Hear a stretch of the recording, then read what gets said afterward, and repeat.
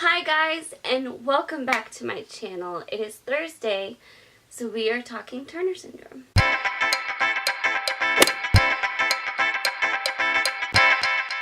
So, before we jump into today's topic, which is one I'm super excited about, I thought we could look at some comments from last week's Turner syndrome video and see what people said on the topic of Turner syndrome and confidence, and being confident as a woman with Turner syndrome. If you have not seen that video, click the iCard and go check it out. I was really proud of it, and I think it's an important part of the conversation. Faith Hope Love said, "Wow, Brooke, you definitely hit the nail on the head. I can totally relate on just about everything you said. Having TS does have a big impact on self-esteem and confidence and is almost as hard to deal with than infertility.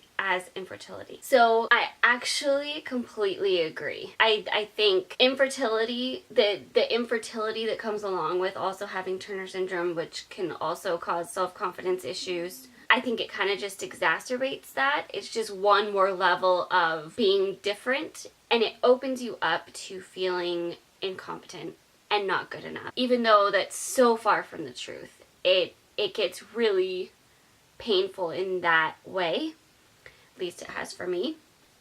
And so I think that kind of just makes the self-confidence and self-image even harder to cope with or to work through, because that can be a huge cut to your self-esteem. Kate said, "I agree with a lot of what you said about confidence, and I can totally relate to struggling with that issue. I still do. Women are judged by superficial and physical standards so much it's hard to feel confident when you stand out as looking different. Even now, I'm still working on my self-esteem. Doctors who treat girls with TS, especially as they enter their teens, need to support their mental health just as much as their physical health." Absolutely. And I'm going to get into that actually more in this video, but the mental impact that having Turner syndrome has on a woman or a girl with Turner's is huge. I think the process of us learning ourselves is already a weird thing just as a person, and then you add unique complications that, for me, I didn't have anybody else around that understood it to compare to talk about it with, to go through it with, and so I had no gauge for myself. It was all very much just going with whatever I was going through and going by that rather than any kind of normal or standard. And generally the doctor will try to give you a normal or a standard, but I never fit those, so they really didn't help that much. It can be really important not to forget the way that having Turner syndrome impacts us in more than just physical ways. It shapes a huge part of who we are, as far as I have experienced, and that's important not to ignore and not to forget. I hope I'm saying the name right, said, "That's an amazing subject to talk about. I too have confidence issues. I just need to keep reminding myself that I am a grown-up and that the difference between other girls and women and me isn't that big, really. And thanks for your videos. You're like the only one I know that talks that freely about Turner syndrome." Thank you. I'm glad to have the conversations. I really kind of want to change that notion of it not being talked about. I think what you said about reminding yourself that you really aren't that different is probably the most important lesson I have learned that has impacted my self-confidence and my self-esteem and my self-image. Each of us, Turner syndrome or no Turner syndrome, are unique and our own kind of creature. And yes, there's an element of them and us in the idea that they aren't affected in these ways, but they have their own issues they're dealing with. Infertility is not secluded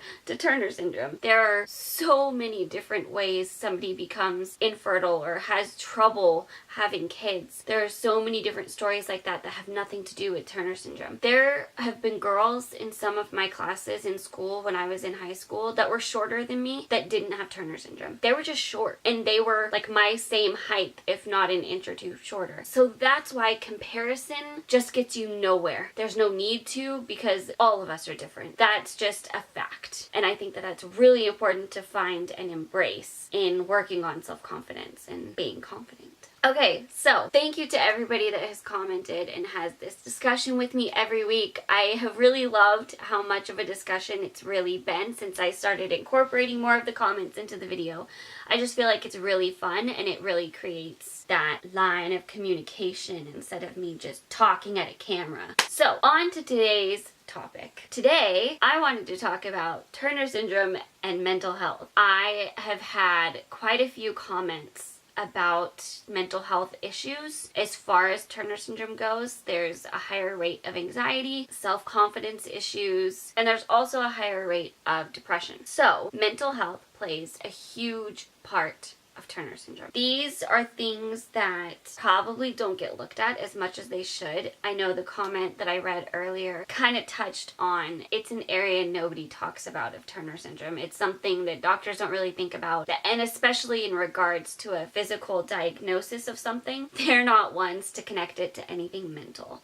Even though mental health and physical health are very much connected. I have to say that because it is so important. Your mental health is directly connected to your physical health and vice versa. If you aren't feeling good physically, you're going to have a hard time feeling great mentally. If you're not feeling great mentally, you're going to have a really hard time feeling great physically. And they're just intertwined and interconnected. You can't disconnect the two. They are a part of you as a whole person. And so elements of your physical health affect elements of your mental health. Physically, having Turner syndrome brings on certain symptoms. It brings on infertility, which feeds anxiety and depression. It brings on looking different in certain ways, like being short, which hurts your self-confidence and can cause social anxiety, or different things like the neck. I cannot tell you how much I used to put my hair up in a ponytail when I was little all the time because my hair grows so fast. It grows super crazily fast, and it would get long to the point where it was annoying me. So I would put it up in a ponytail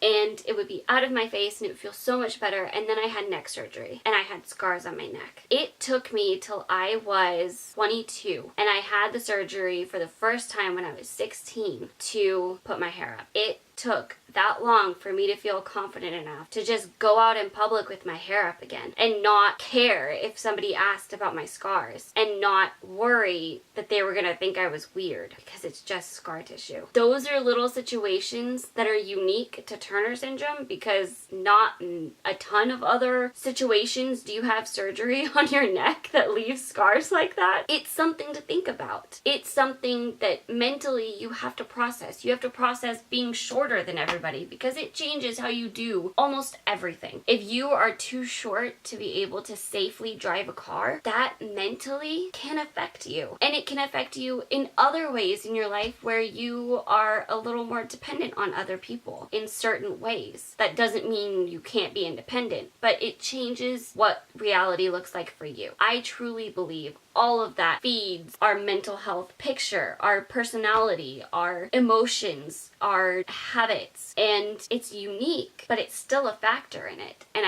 I think, especially with anxiety and depression, there's a lot of that same attitude of, oh, it's no big deal. Oh, you're making too much of it. For me, I have really found I don't do well when I can't explore some thought or feeling I'm having.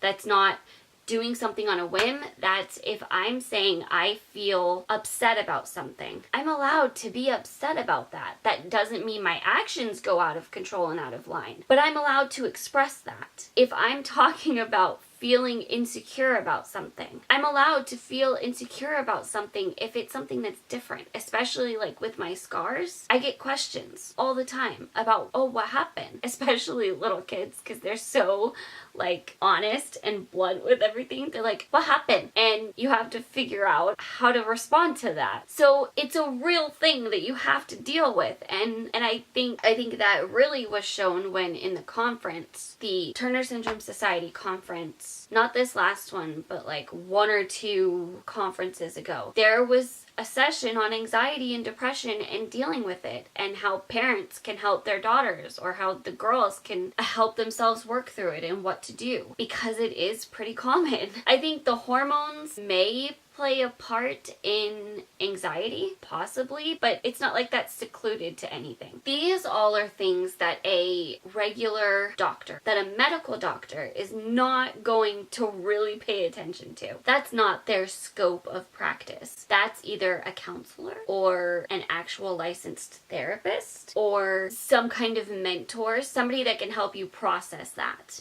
I don't think it necessarily has to be a professional unless it's to that degree with it, but having somebody you can talk to about it is important, and being able to talk about it is important, and knowing you have an avenue of outlet for that, I think, is a huge part of taking care of yourself as just a person and as a woman with Turner syndrome that has a lot of things that she needs to deal with. For me, I've had to give myself a lot of permission to express what I'm feeling when it comes to my weight, when it comes to infertility, when it comes to taking a pill every day, and doctor's appointments, and giving myself that freedom to really express it. And thankfully, I have an amazing husband that understands that I need that. He is an amazing outlet for me with that. Finding your own person to talk to, no matter who that is important, and giving yourself that permission to process. And somebody you can trust, somebody that you trust their opinion on things, that you trust their outlook on things,